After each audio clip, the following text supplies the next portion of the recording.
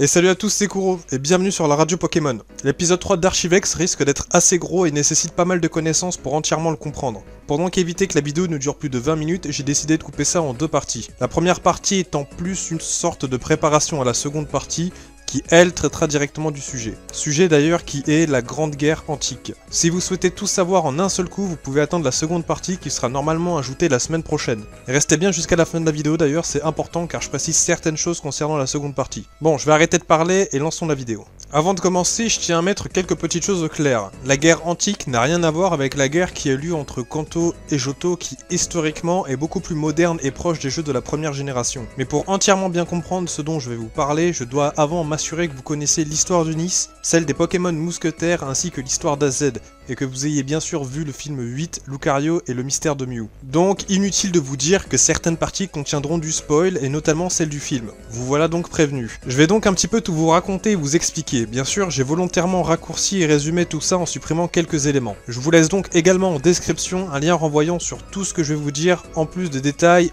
et plus larges pour ceux qui seraient intéressés.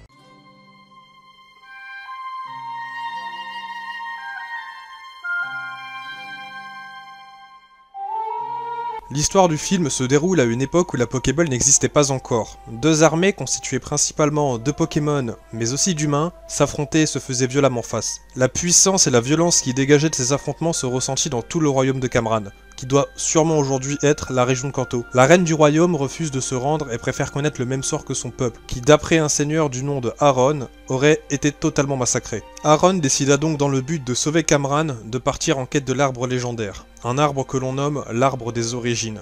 Une fois trouvé, le seigneur échangea sa vie pour stopper la guerre, l'arbre écoutant sa demande et propageant son énergie dans toute la région, rendant tous les humains et les Pokémon pacifistes, stoppant au passage la guerre.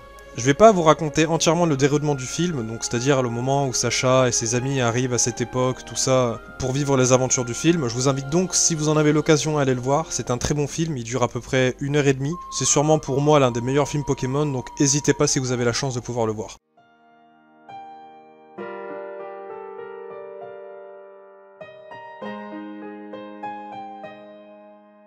Unis est l'une des régions les plus anciennes de Pokémon et ayant l'une des histoires les plus lourdes. Dans les jeux de la 5ème génération, Watson, champion de type dragon, nous raconte l'histoire de la fondation d'Unis avant le début de la Grande Guerre qui a bouleversé le monde de Pokémon. Unis est le fruit de la collaboration entre humains et Pokémon. Vouloir un monde où le lien entre nos deux espèces est coupé ne revient ni plus ni moins à commettre les erreurs du passé. Cette pierre que tu as en ta possession, c'est la galette, n'est-ce pas? Le Pokémon légendaire qui doit s'en extirper, ainsi que l'autre qui parcourt déjà notre monde, ne faisait qu'un autrefois. Ce Pokémon dragon, dont la force et la puissance étaient uniques, construit un pays grâce à l'aide de deux héros, des héros jumeaux. Les humains et les Pokémon y vivaient en harmonie.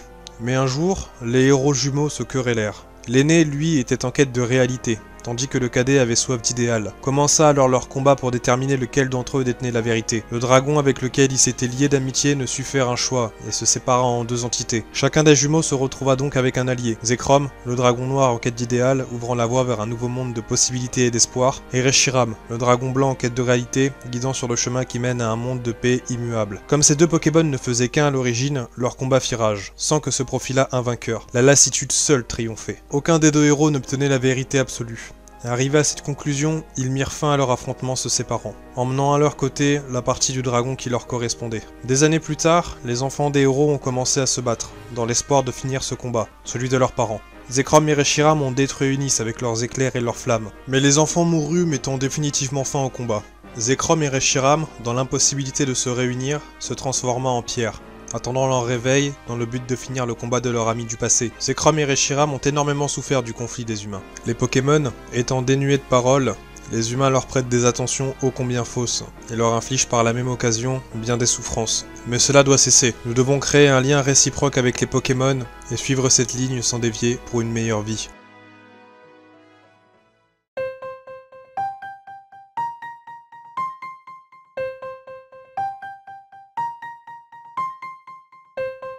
Très peu d'informations dans les jeux sur ces Pokémon légendaires ne sont trouvables, si ce n'est qu'ils sont rares et qu'ils ont un cœur vaillant. Mais un vieil homme dans Pokémon Noir et Blanc 2 semble être expert en la matière, ayant eu pour rêve plus jeune de rencontrer ces Pokémon. C'était il y a bien longtemps, quand les humains et les Pokémon vivaient isolés les uns des autres. La forêt où vivaient les Pokémon avait été brûlée par la guerre qui se livrait entre les humains. Encerclés par les flammes et la fumée, les Pokémon avaient perdu tout espoir de s'enfuir. C'est alors qu'apparurent les Pokémon légendaires, Cobaltium, Terrakium et Viridium. Terrakium, avec sa force colossale, détruisit les rochers qui bloquaient le passage. Viridium, avec sa vitesse incroyable, sauva les Pokémon des flammes. Et enfin, Cobaltium guida les Pokémon affolés hors de la forêt en feu. Un jeune Pokémon perdit la trace de ses parents dans l'incendie. Sans eux, il ne pourrait pas survivre. Cobaltium, Terrakium et Viridium ont alors décidé d'assurer sa protection. Tous trois, devenus parents de substitution, ont transmis leur savoir et leur capacité au jeune Gheldeo. Le bébé grandit bien vite, au point de surpasser en force et en technique ses parents d'adoption. Mais un jour, il disparut de la forêt, suite au conflit entre les enfants des deux héros. Les mousquetaires écrasèrent alors ceux qui avaient déclenché le conflit. Terrifiés par leur puissance, ces derniers ont préféré arrêter la guerre. Les trois Pokémon avaient compris que si les humains ne renonçaient pas à la guerre, il n'y aurait pas non plus de paix pour les Pokémon, et que de nombreuses vies seraient perdues par leur faute. Décidés d'éviter tout contact avec les humains, ils disparurent. Très peu d'humains les ont revus depuis. Tandis que le jeune Gheldeo, lui, reste encore introuvable.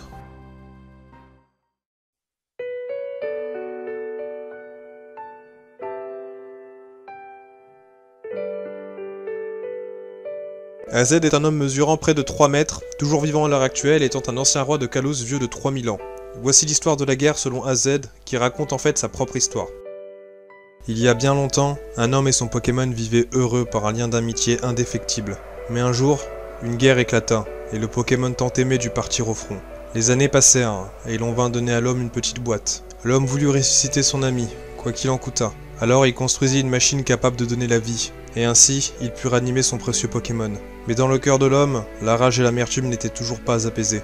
Le monde qui avait osé blesser son Pokémon bien-aimé devait payer. Il transforma donc sa machine en une arme suprême. L'homme devint un dieu de la destruction, un dieu qui mit fin à la guerre. Mais le Pokémon qui avait reçu la vie éternelle finit par apprendre la vérité. Le prix de sa nouvelle existence avait été le sacrifice d'innombrables Pokémon. Alors, le Pokémon éternel abandonna le sombre dieu. Cet homme maintenant si seul. Tout va disparaître, encore. Souhaites-tu donc vivre comme moi, dans l'incertitude permanente et dans l'horreur de la fin qui ne vient pas? Bien, maintenant que je suis sûr que vous savez tout ce qu'il faut savoir, je vais pouvoir enfin parler de cette fameuse guerre antique, l'Esprit Tranquille. Rendez-vous donc dimanche prochain pour la seconde partie d'Archivex mettant fin au sujet de la Grande Guerre Antique. Je compte sur vous. On se dit à très bientôt, c'était Kuro, et à vous les Poké Studios.